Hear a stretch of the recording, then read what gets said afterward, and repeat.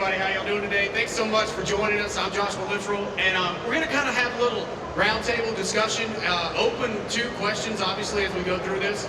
We're going to discuss a lot of things that happen throughout the day and throughout the issues that veterans face. And first we're going to talk about some of the legislation that's available and open in Congress that could really change things a lot. The question that I want to first pose it to Life. Life's had a lot of experience in the federal employment industry and understands what the VA means and how it operates. So the question to Life is, Life, with the MORE Act and the Veterans Medical Marijuana Safe Harbor Act, will that allow veterans to get access to medical cannabis? And if they get access, will the VA provide that medicine? Well, first of all, before I even answer the question, if anybody out there is served, we applaud you. So give them a round of applause. Absolutely. Let's start there. I see you. All right, so let's go to that question. First and foremost, there's a lot of misinformation when it comes to veterans issues. There's two types of veterans you have to keep in mind. There's the veteran, and then there's the minority veteran. Totally different, either under the same umbrella. The two acts that Joshua was talking about gives the physician the opportunity to now prescribe or give that veteran an opportunity to get cannabis or hemp. However, you as a veteran who is a part of the medical state program, you will not lose your benefits at all. All you have to do is communicate that you're now using this as an option or an alternative to the opiates that they're giving us. They transcribe that into your records and you can proceed forward. Now, that information is public knowledge on the VA website as it relates to cannabis. So all of you understand the difference between marijuana, cannabis, and hemp. We ask all veterans, do not walk into a doctor's office saying, I want to use marijuana or I want to use cannabis. Say, I would like to partake in a CBD hemp program. That changes the dynamics based upon the law. Now, I'm a current student at Emory Law here. It is incumbent upon all of you, veteran families, to understand how the law works for you as a private, not public, private citizen, because you have to know your legal status. That was perfect, Life. And we're going to come back to more access at the end of this as well.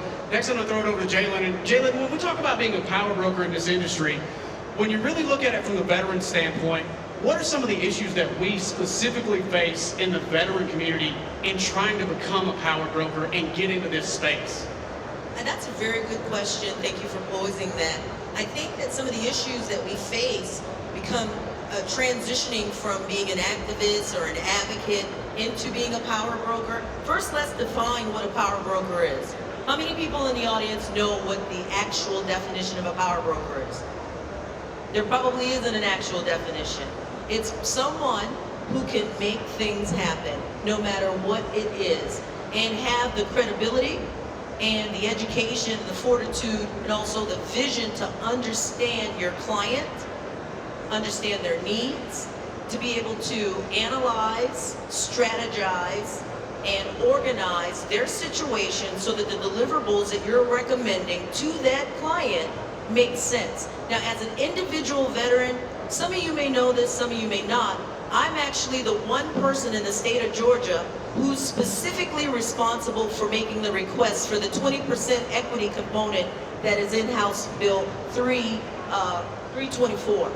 That bill has a 20% equity component because of my request. You can actually pick that video up on our state legislator. You can look at the Georgia Senate hearing for that. So if you're looking to transition, my thought process is, if your obstacle is financial as a veteran, and you think because my finances are low, I can't be a power broker, that really shouldn't be your obstacle. Because as veterans, you see, we're very organized, we're very smart, and we have resources in the community to help us. And so you should call on those resources to tap into this industry in the way that you need to. For me, in my company, American Kinetics, we used it strategically to make a request in front of the Georgia Senate that led to me accepting a paid board position with G-Leaf Medical. I'm on their board. They're in 8 states. It also led to the fact that I am on staff for the event. They hired my company to create their compliance program, procedures, and logistics. That's a major deal. So for me, I don't look at the obstacles from the negative perspective. I look at it as if the glass is half full. It's already half full. I've already served my country. I've already went to 4 universities. I have the education and the fortitude. Let's get it done. That's my perspective. Awesome, thank you so much. That's exactly what we're looking for. So, you know, the 4 that you see on this panel as well, and also want to bring up Stanley the Canamedic. Just want to say thanks for everything that you do. The 4 of us, 5 including Stanley, we've really been fighting for medical cannabis access and also access to the industrial hemp here specifically in the state of Georgia. And if you all know anything about Georgia's industrial hemp program, it's pretty bass backwards and a little behind the times, if you will. They don't make it easy to get into this industry. In fact, they don't want to see it, and I'll call him out specifically. Gary Black, the Commissioner of Agriculture, does not want to see hemp be a positive thing at all. So when you look at all the experiences here, and Tangy, if you think about the years that we've been doing this, what are the biggest obstacles that you've overcome during this process, and what are some of the things that we can really work on and focus on moving forward in 21 and beyond? So that's a great question. I think the obstacles that we've really been seeing throughout the years, at this point, we're 8+ years in the industry, and it can get exhausting and it can get overwhelming to have the same conversation over and over and over again about a plant that actually helps, a plant that actually works for our veterans and actually helps them mentally and physically. So the obstacles that we've been seeing over the years is not only just financial, but just proving that we've served our country. We've done what you asked us to do. Now we're telling you that we would rather have a natural alternative opposed to the VA medication that you're offering. And to have that conversation with the VA year after year after year without any type of research, without any type of actual legislation being passed, it's frustrating. So for me and my company, we choose to focus on the positives, which means that we do have a network of leaders in our network who are veterans, who have the skills and the resources financially to succeed in this industry. We need to start talking about how we can support those businesses and how we can push them forward, meaning ancillary products, meaning real estate, meaning manufacturing and processing. Those are the things we absolutely need to focus on going forward instead of always talking about what we can't do. Yeah, I agree totally. And you know, one of the things that I think I've seen specifically, and I would say the panel would agree, is the industry is not putting money into where it needs to be put in right now. They're putting it into, and these great events, they're wonderful, don't get me wrong, but spending money here and not spending it on the people who have fought and defended this country is a big issue, but also helping those get into the industry that may not have the financial wherewithal to get into this.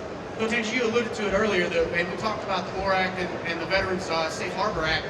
Veterans for Cannabis, Veterans for Collaboration, Veterans Cannabis Project, IAVA, VFW, American Legion have all come out in support of those 2 bills that are in Congress, right?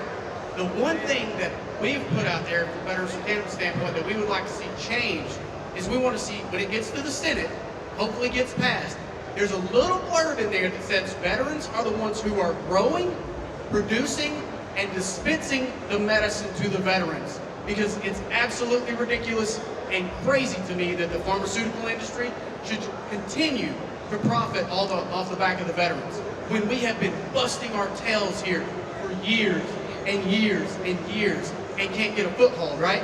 So they can literally write it into legislation and say veterans are the ones who are growing, extracting, and producing the medicine, and then the VA basically buys it from us, and then they dispense that to the veterans who need that medicine and access. And I think everybody would support that.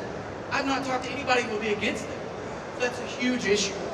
Mike, we're going to come back to you, and we're going to talk specifically about, you know, veterans benefits and medical cannabis in use, right? So if a veteran is using medical cannabis in a state-administered medical cannabis program, will that veteran lose their disability payments and their care from the Veterans Administration? So once again, no. They put out a policy, the VA put out a policy that if the veteran enrolls into a state program, has a state medical ID card, hence here in Georgia, the TAC card, then that gives that veteran the ability to to move forward with his or her process to heal themselves. Now, like I said, the biggest problem with us, as I said, is that no one is telling us what's really going on. A lot of times we have to find out on our own. Or someone like me who worked for the VA, I will come and disseminate that information in a process called helping educate misinformed people. M.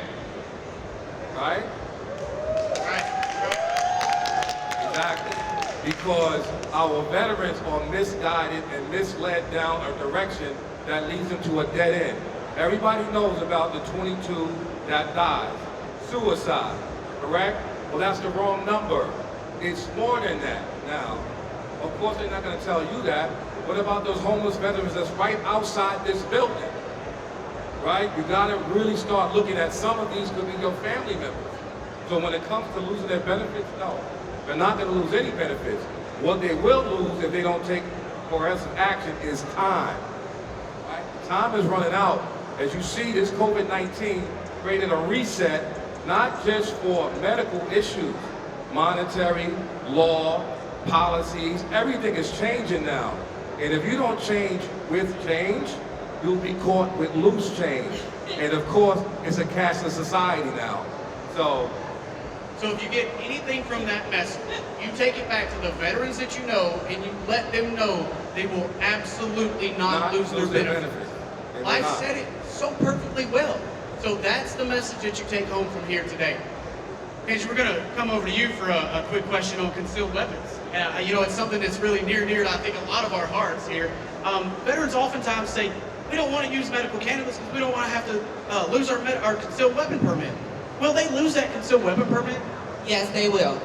And I need you guys to understand that. So recently I had to pivot out of cannabis and go into the firearms industry because the legislation from the ATF, this is the Alcohol, Tobacco, and Firearms Bureau, they specifically put out a letter to federal firearm license dealers that you cannot sell your firearms to anyone that has their medical marijuana license. They specifically have that letter out, and it's so unfortunate. And I feel like the struggle is the same in both industries, the cannabis industry and the firearms industry, because if you get caught with cannabis, then you get put in jail, you get some type of felony or misdemeanor on your record, and then you lose your 2A rights, and then you're unable to defend yourself. And as a veteran, we always want to protect ourselves, protect our own, and we want to have access to the medicine that we know works for us. And so it's super unfortunate, and the fact that I had to choose between my medicine and my 2A rights, my constitutional 2A rights. And besides the Constitution, we are inherently have a right to defend ourselves as human beings. Like, you have a right to defend yourself. So the fact that we have to choose is so unfortunate. So I recently had to pivot into firearms, and so if you want to talk more about that, you can. But you will lose your firearms if you're caught with medical marijuana, or if you're caught with medical marijuana, you can lose your firearms. So a great way to, I'm not going to tell you to do anything illegal, but circumvent that issue, right, is to go get your concealed weapon permit, go get it, and then after that, apply for your medical cannabis license, okay? Because you are technically not doing anything illegal when you apply for that permit, get it issued to you on a 5-year basis, and then you go get your medical cannabis card after that. So that's a great way to do it and kind of take that message forward if you will as well. Jalen, one of the questions that comes up a lot in our veteran community and something that we hear so much is, oh man, we support veterans all day long. I love hearing that. And then I always ask, well, how do you support veterans?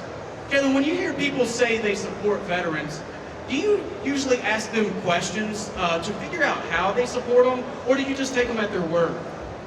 Well, it depends on who and why I'm asking, just like with anything else. If you're asking for a casual reason, generally, let me give you guys an example of what I mean. If you were to approach me today and you ask me, how are you doing? I would say, why are you asking? And are you asking to be polite, or do you really want to know? And my true friends sometimes say, no, I really want to know, are you okay? And if it's someone in passing, they might say, no, I'm just being polite, how are you? That requires a different response. And so if you're asking a corporation, do you support veterans? Then I'm going to be able to quantify that data. How many veterans have you hired? How many contracts do you have? How much do you pay them? What's the regular pay? I'm going to come with a lot of questions. In fact, I have an intact document that we send to quantify those said questions. Right. I'm a former police officer, okay? Absolutely. So we're gonna get to the heart of the matter. But if I'm talking to a regular person and I say, do you support veterans? And they say, absolutely, I do. What have you done to support veterans? Well, I support them in my heart. That's enough for me. Yeah. That's enough for me. If you support veterans in your heart, you have a cousin who was a veteran, your grandfather was in the Second World War, that's enough for me. I love you. But if you're a corporation, you're gonna have to see American Kinetics, because you're the compliance and accountability experts in the state of Georgia, and if you're doing business here, we're gonna quantify it. If you look into House Bill 324, the definition of what their contributions are if they hire a veteran, the word reads significant. I had Representative Maynard ask me, she spoke on Friday on my panel, and she said, JAYN, why did y'all do that? Why did we do that? And I said, well, I'm gonna put it to you this way, Representative Maynard. I worked for G-Leaf. I worked for them. I also worked for this company, okay? I need to understand how they're treating me before I stand at the state capitol and say that that company is supporting me as a veteran. I want to see exactly how much money I'm going to get. I want to know if that money is the same type of money that a white man may get, a black woman, whoever on the East Coast, West Coast. I want my pay to be equal as a veteran. And I want your pay to be equal as a veteran. If we start to line ourselves with these companies and we give them letters of support from the VA, and let me tell you something, the VA wrote 3 letters of support. 3. That's right, for me to supply to corporations so that I could have a place and a seat at the table. I'm telling you, you need to get involved. Keep them credible, keep them accountable to their actions, and I can 100% say that Jason Monty and USA CBD Expo received their resolution on this stage at 11 a.m. on Friday morning because they deserve it as a corporation. They support veterans in the state of Georgia, they support cannabis, they support accountability, and that's where we need to be, okay? And you guys, if you want to be a part of that, visit us at 158, and we can tell you how to get involved in this industry. Use your voice strategically. Do not be muffled. Because when I first started advocating at the state capitol, I don't know those people that were there. We're all there locking arms, hopefully, to build a chain so that we can accomplish a goal. We're comrades. We're not friends. We don't know each other's resume. But I don't need to sit and wave the flag and say, hey, I got 4 college degrees. My company does logistics and